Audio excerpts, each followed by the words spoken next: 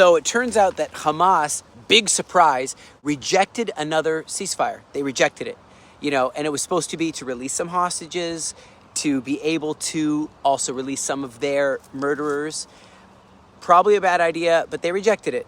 And they just say no, no, no. It's kind of like what the original Arafat, the founder, the Egyptian guy Arafat with the Egyptian headdress, And so here's what it is Hamas is just continuously saying no. You remember how many times they said no to a Palestinian state? Is it 5 times or more? That we offered and offered and offered for peace, and they said no. Now Qatar says we're closing the Hamas offices in our country, in Qatar. I guess Americans pronounce it Qatar. In Doha, they're kicking Hamas out. And now a senior U.S. official emphasizes that Hamas is a terrorist group and they're holding Americans hostage. And if America and Israel are going to be friends with Qatar, they can't just be hosting these people who just don't want to receive any hostage release deal. They don't want to let our people go. Let, our people go. Am Yisrael Chai. And so now, of course, Hamas tells their people it's all fake. No, we haven't been expelled. They aren't closing our offices. That's why you have to check your news. Your job is to really make sure you don't just believe something without checking it. Here's something that's very true. Roy Biton from Okitz. Now, we work a lot with Okitz. That's the which is the sting unit. It's the dogs that go and they smell for the explosives, and they go and they go into the most dangerous places, and they keep our lives.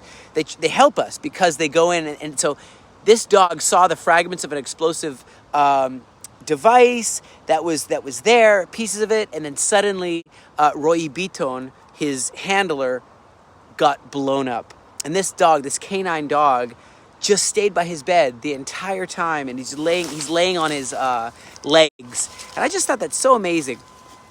You know what else I think is really amazing? I just want to talk about it, is how sometimes non-Jewish people really just do the heroic thing. This guy, Melham Assad, an Arabic guy, and the stories are coming out all the time.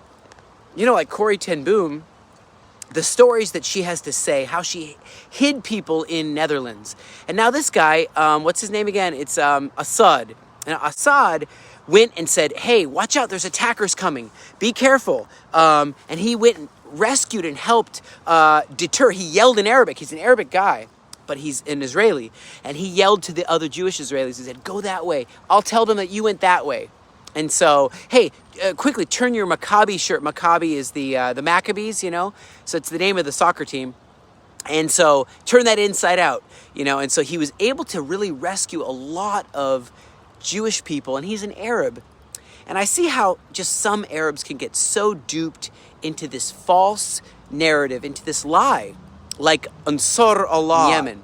These people, they have great dance, great food, great traditions, great colors, but they decided down there in the Gulf of Aden, down there in the Arabian Sea, down the Red Sea there, they decided to, just to attack continually Israel, even at the risk of interrupting the shipping of American, British, many other shipping lanes.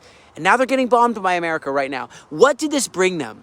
This evil, these chains, this weight of false teaching. What did it get them? Nothing.